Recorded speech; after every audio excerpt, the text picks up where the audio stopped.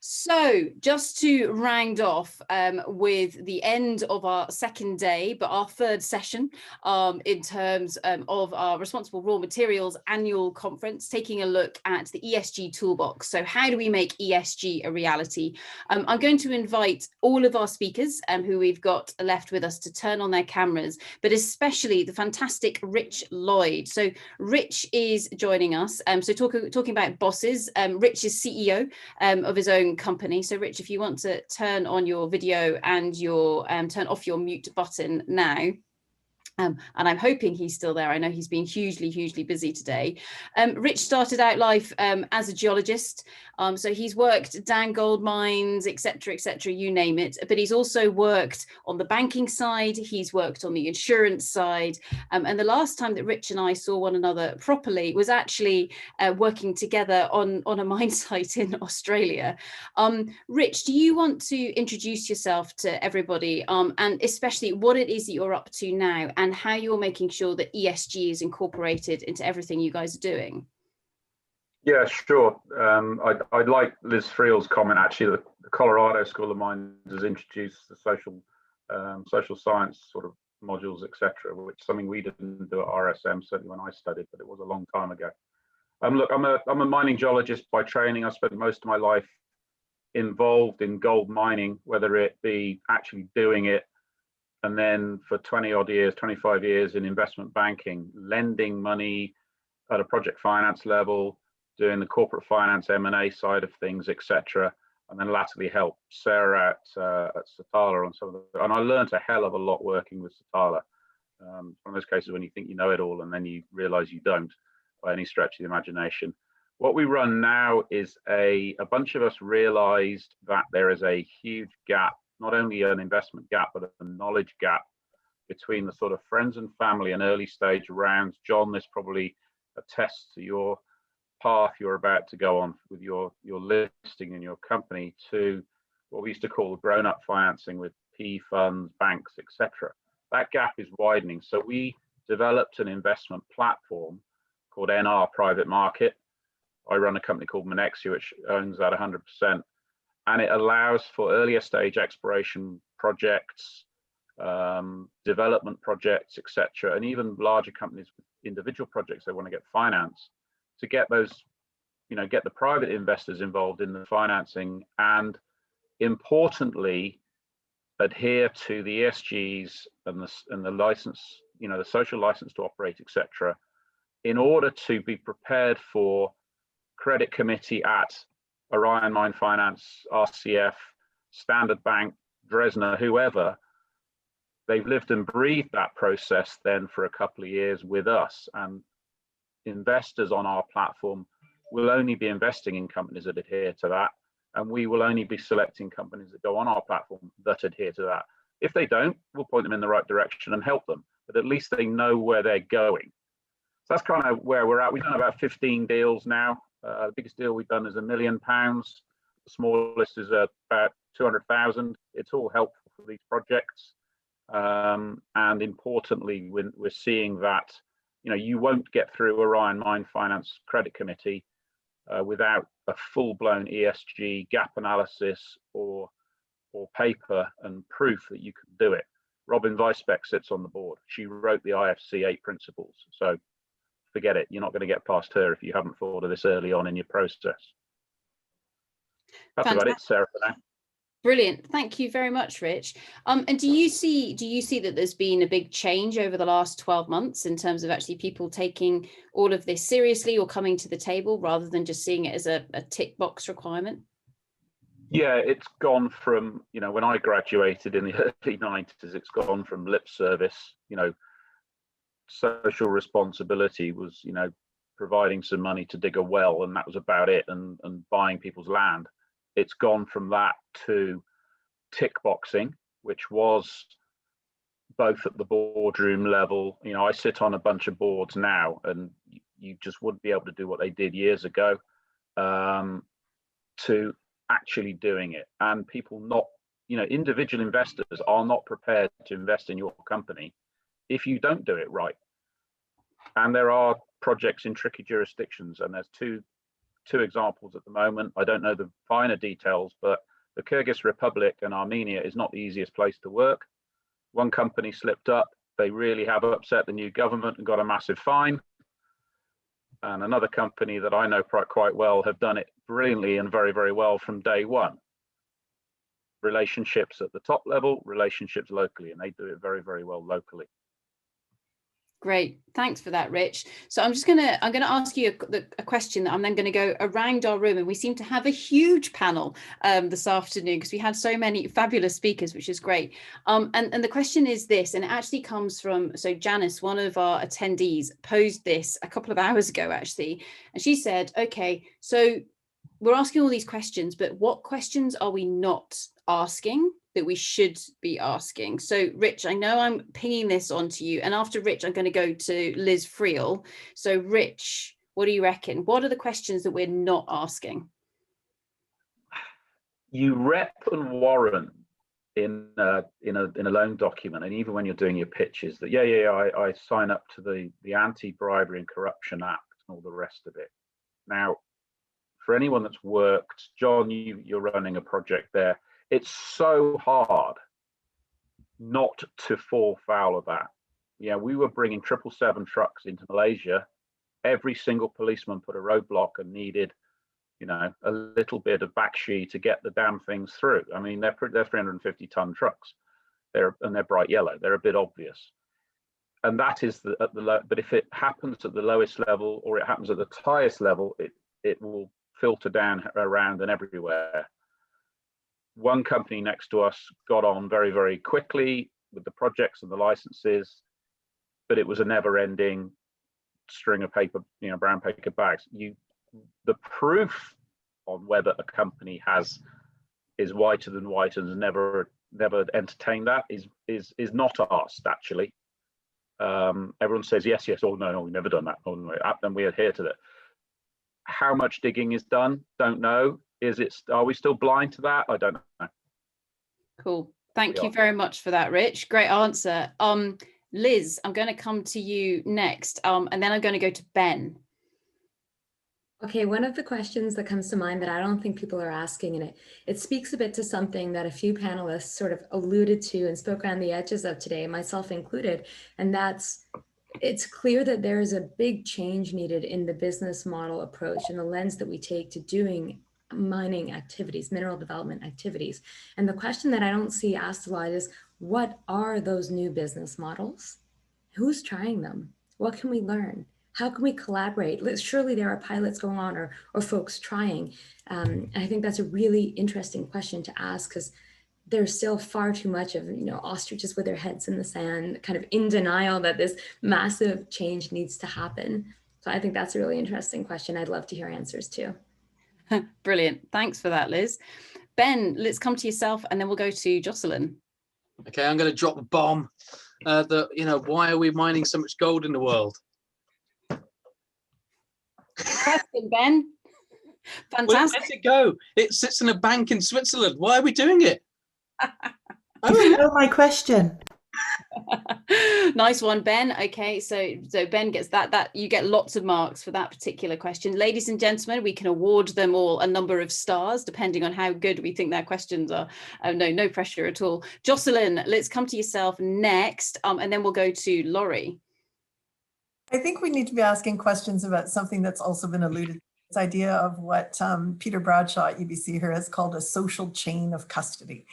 So why are companies not planning for a social chain of custody? We know the ownership changes many times from the time of discovery through to closure, and yet there's no planning on this social chain of custody and the transference of commitments and obligations. So why aren't we talking about social chain of custody? Fantastic. Thanks for that, Jocelyn. Brilliant. Laurie, let's come to yourself next, and then we'll go to Rachel. Yeah, thanks. Thanks, Sarah. Look, I think we've got some questions around professionals. How can we better support young professionals to basically pick up the knowledge that they need and to be courageous enough to call out more senior people when things are not kind of going in the right direction? I think as we get older, as we kind of get beaten into submission in terms of the realities of working with major mining companies in our current sort of systems and constraints, and we can't afford this, or it's too hard to do that. I just wonder if perhaps we need to sort of move back from that and take in some different perspectives from younger people who maybe could think of different ways to approach these things. Brilliant. Thank you for that, Laurie. That's fantastic. Rachel, let's come to your lovely self, and then we'll go to Peter. Thanks. So my question, I guess we're talking a lot about how to do things better, right? Like how to do better engagement, social investment, social performance. And the other side of that is the communities that are part of this. And I guess my question is around the pressure that we're putting on communities. If everybody were to do this really well as a company, that requires a lot from communities to be able to engage appropriately, to be able to involve, to be able to respond, and all these pieces. So my question is around how to support communities in being able to even handle all of what we would ideally be doing. Fantastic. Yeah, how on earth do you handle it? Brilliant. Peter, let's come to yourself, and then we'll go to Danny. Oh, I'm going to have to do the word that begins with an M. There we go. Mute, yeah. So three things actually come to mind. One is, I think, the Rio Tinto Caves incident is, and this gets to Liz's point about business models, illustrates actually that the risk management command control model of mining companies takes away individual decision-making and responsibility at a mine level. And what happens was, actually Rio did have all the things in place, but it was so rigid it didn't allow anything to happen at the face when they're going, hold on, that's not right, because there was no latitude. So I think they've actually over-engineered themselves. So that's one. So that's a business operating model inside them. I think mining companies are totally, there's only a couple of mining companies, Anglo, Rio, because of their diamond business and aluminium businesses, that actually truly engage with the end users of metals, their car companies, etc. Most of them are just, actually, and somebody said they're actually miners, not producers of metals and minerals, right? So that's a big difference. So I think they've got to engage more with the end of the value chain to understand what it is they need, because I don't think they do. There's no understanding.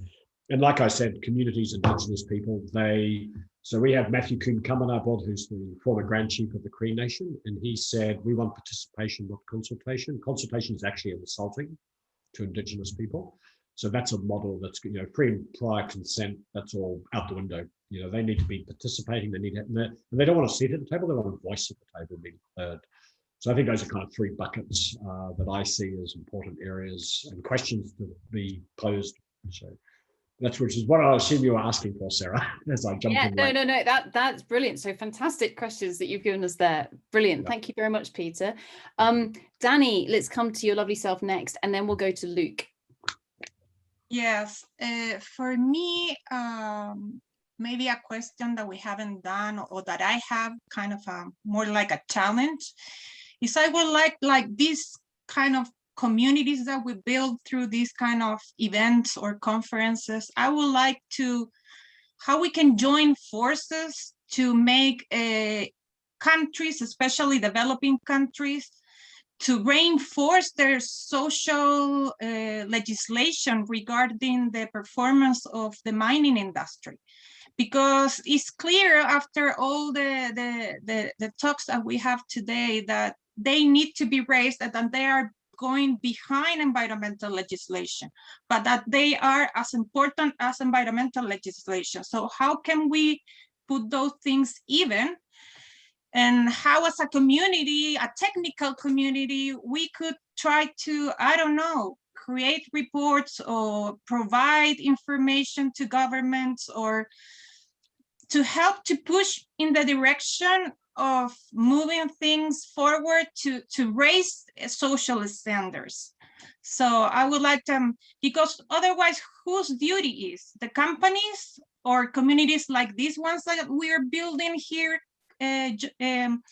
sharing this time together, who is going to do it? Or international organizations, who has to try to keep pushing things up a little bit, standards up, social standards up. So because it's clear that if if social legislation goes at the same time and is as compulsory as environmental legislation, companies will align to that. But that is still going slowly and a little back. So we still have a long way to go. So it's more like a challenge, an invitation to how these kind of groups could try to build maybe some sort of intent to help moving in that direction. Yes. Fantastic. Thank you very, very much for that, Danny. So setting a challenge there for all of us, which is brilliant. Thank you for that. Luke, let's come to your lovely self, and then we'll go to Nick. Sure. I would like to follow up on the comment that Liz made about the current state. And I think that it's pretty safe to say that the current model of company-community relations is broke. It doesn't work, and we see a widening gap between what is expected by communities and society at large, on the other side, what companies are able to deliver. So that gap is widening, right? And what's interesting is that there are very few, there's no company, and there are actually very few projects that are able to demonstrate that they leave communities better off as a result of their presence, which is obviously something that's a bit upsetting. There may be projects that can do it, and that actually have done it, but projects that can actually demonstrate it are very few. So I have two questions, since Peter also took 2 or 3 questions. I thought, okay, I throw in 2. One is, how bad does it need to get before companies say, this is not about evolution, this is about something bigger. We need to fundamentally change the model based on which we do business. The second piece goes back to the point about the presentation about FPIC, and that is, as long as there is no clarity about what is actually expected from companies and how much is enough, there will be the good companies that are basically saying, we take a moral high ground and we do it because that's who we are, that's our values. But there will still be a lot of other companies that are in competition with the good companies that still say, because there is no clarity about what's expected, we don't do anything. And they get away with it. And that is really unfair, and that is not a competitive advantage. That could become a competitive advantage in terms of operating in poorly governed countries. So the second question is, what is the process and who leads it in terms of defining what is expected from companies with regards to FPIC? Fantastic. Thanks for that, Luke. Again, big poignant questions that we've got coming in there. Nick, let's come to yourself next, and then we'll go to John. I think the interesting challenge that is on the immediate horizon in Peru could be a flag-bearing wake-up call to major mining corporations who have large projects there. All of them are there: BHP, Newmont, Freeport, Anglo American. And if the Castillo presidency goes ahead on 6th of June, he is going to call them to renegotiate their taxation levels. It won't go that way, but he's talking about an 80-20 share, the wrong way round for mining corporations, that they will receive 20 and the state will receive 80. So that, given the social conflict potential in Peru that we all know, could mean that there are serious pressures brought to bear on some of the largest projects on earth. And that could also be an opportunity to have this conversation about how mining corporations cannot leave the province of Cajamarca with poverty rates at X after 20 years of Yanacocha.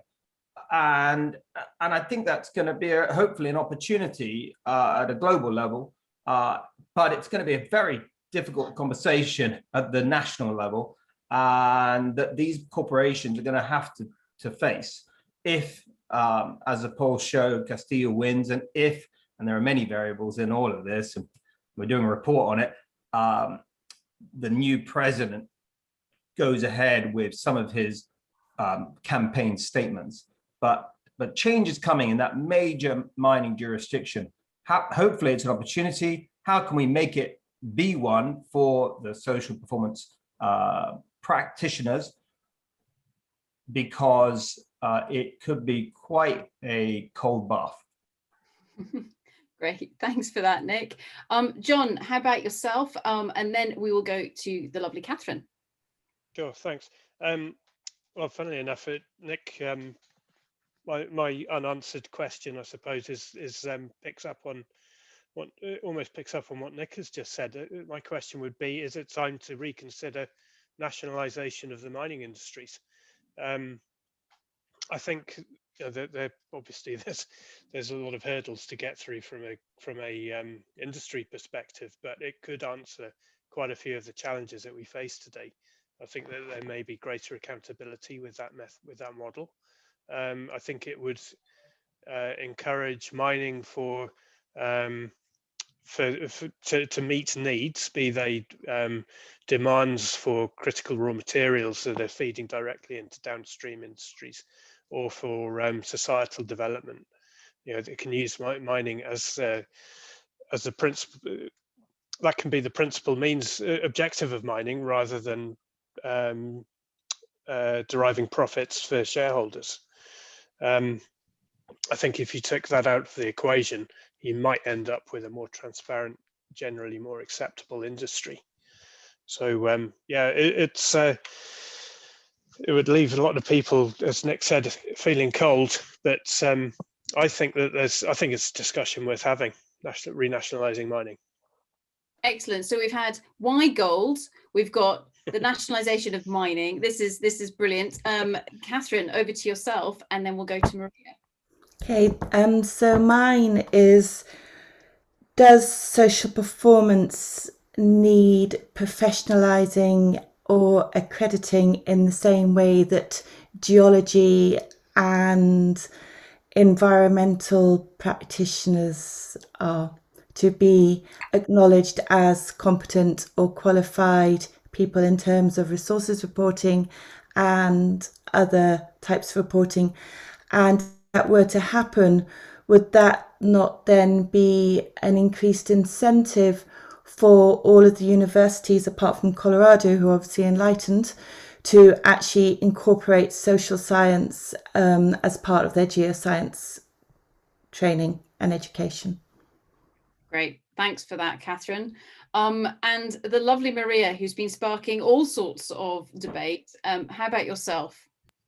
Hello, I would like to say that yes, the goals are for every individual and for all of us, but I think that currently it is up to the governments and the leaders and the industries that work in the extraction of resources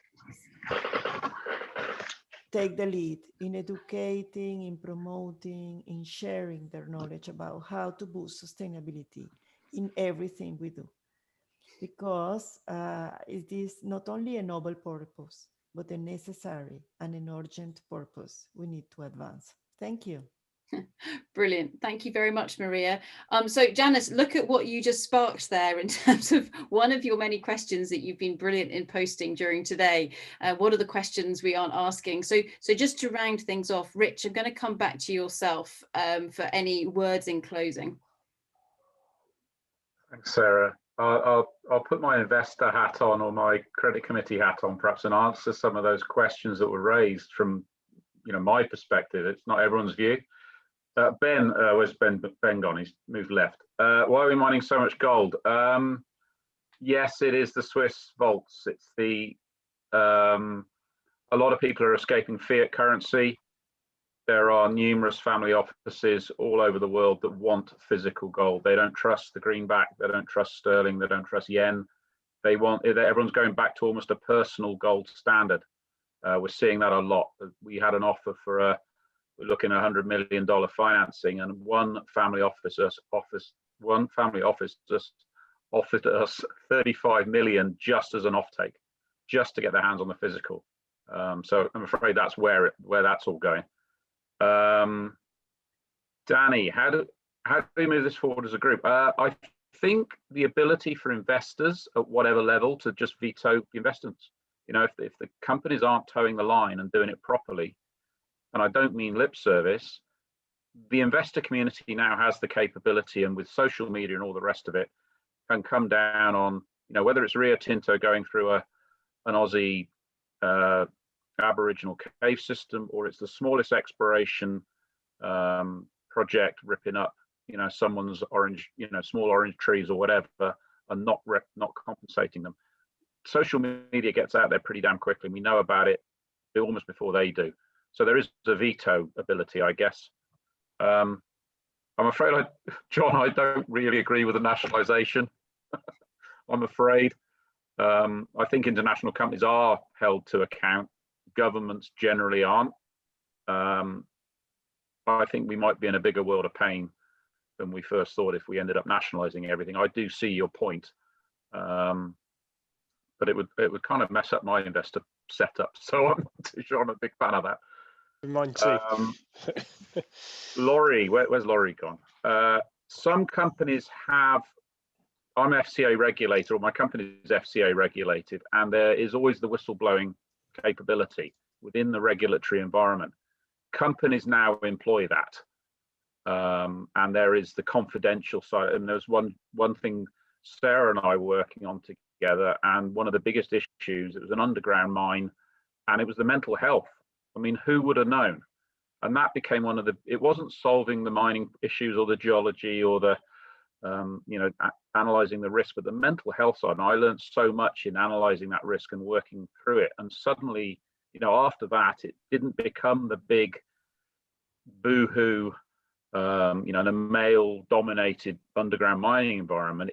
You know, and it's the same. Joe Marler came out with it today. He said the Lions Tour need, I had to bring it back to rugby, sorry, Sarah. The Lions Tour need a psychiatrist with them. And it's the same sort of thing. So the whistleblowing or the ability to speak to people is very important. And I think Luke and also Catherine and to everybody, I know there are changes afoot, but one way we can get all this solved. And Sarah reminded me that the JORC committee and the 43101 guys and girls are bringing in, you will not have a proven reserve unless you prove that your ESG and your social license to operate and all the rest of it is all above board. I think that possibly sums it up, Sarah. All industries can drive it. The investment community, the PE funds and the banks can do it as well. And their credit committees just aren't allowing stuff through that hasn't got this absolutely wrapped up with bows around it. So it is happening, it is working, but it is gradual, I'm afraid. We're a behemoth of an industry. Fantastic. Rich, I think that was absolutely fabulous, the fact that you attempted to just answer all of those questions that were posed. That is absolutely brilliant. So ladies and gentlemen, please put your hands together for our fantastic panel and say a massive thank you to all of you. Absolutely brilliant. Just before everybody dials off for the end of today, so that draws us to a conclusion for the third session. We've got another 5 sessions still to go, all of which, and just think about all of those different tools and techniques we've already shared over the last couple of days. It's quite phenomenal. So the resource that we're putting together here should hopefully be really exciting, because we're pulling together all the different tools and techniques for addressing all different angles of ESG within raw materials, pulling them all together and saying, right, okay, so when someone says, does anybody have a tool that can do this? Or does anybody have a case study that does that? I've lost the ability to speak English. My sincere apologies. If anybody has that, then that's what we are creating here today. And a massive, massive heartfelt thanks to absolutely everybody, both speakers, but also attendees, for all of your insight and everything that you're sharing. So massive, massive thank you to all of you. Just in terms of tomorrow, so the next session, so session number 4, starts at 8 a.m. UK time. So apologies to all of those of you in the Americas. You can either stay up, okay, or get up really, really early, or just watch the recording as a hint, perhaps. Okay, so this is something which, again, we're being nice to the Australians and everybody in that particular time zone for the next session. We are joined by some of our wonderful Australians, such as Geraldine Maguire, who we first met actually earlier on in January when she helped us with our resource and reserve roundtable. So if anybody's interested in hearing what is going on in terms of the updating to the resource reserves, all of the ROC reporting codes, there's a roundtable that a bunch of us were involved in earlier on in the year. And there's some summaries of that. So Geraldine will kick things off tomorrow morning at 8 o'clock in the morning. There's a whole range of different fantastic talks, and all of it is actually going to be hosted by Åsa Borsen tomorrow. So a professional interviewer, ladies and gentlemen. So yes, she's giving me a break, but also you a break from me. This is a good thing because Åsa is truly awesome. Okay, so that's how you remember how to say her name, because she's just truly brilliant. I'm also going to be giving a talk, so you'll have heard many people mention things about risk management and this thing called Satala. So that's what I do in the other bit of my life. So I will be giving a little 10-minute spiel as to what does risk management within this space really mean and how can that help things. But the really exciting bit of tomorrow is a panel session which is called Bursting the Bubble. Okay, and for this, we have invited a number of willing participants. They are willing, okay, we haven't forced them into this.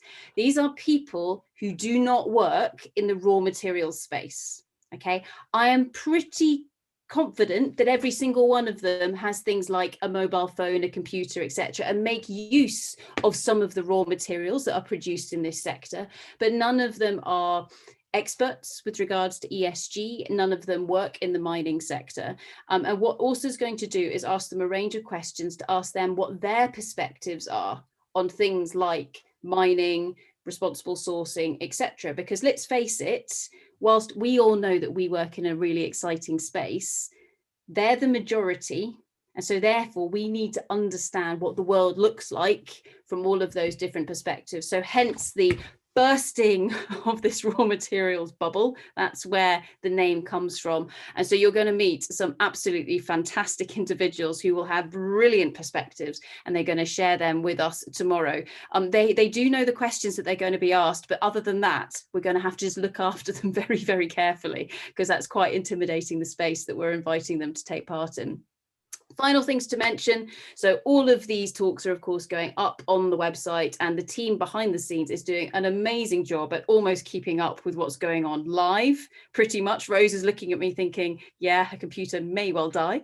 But the team behind the scenes is doing an amazing job.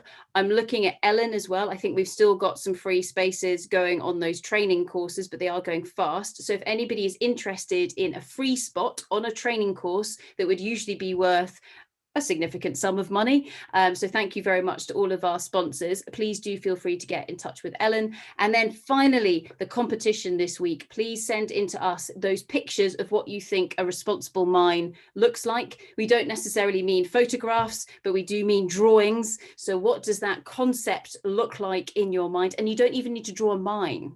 Draw something else that personifies what that looks like. All entries are, of course, welcome. So with that, ladies and gentlemen, a final massive round of applause to our beautiful and wonderful team of speakers for this afternoon session. Absolutely brilliant. And hopefully see you all tomorrow, either in the morning at 8 a.m. or in the afternoon for session number 5, which will start at the same time. So 3 o'clock in the afternoon UK time, a little bit early in terms of Vancouver, but there's always coffee.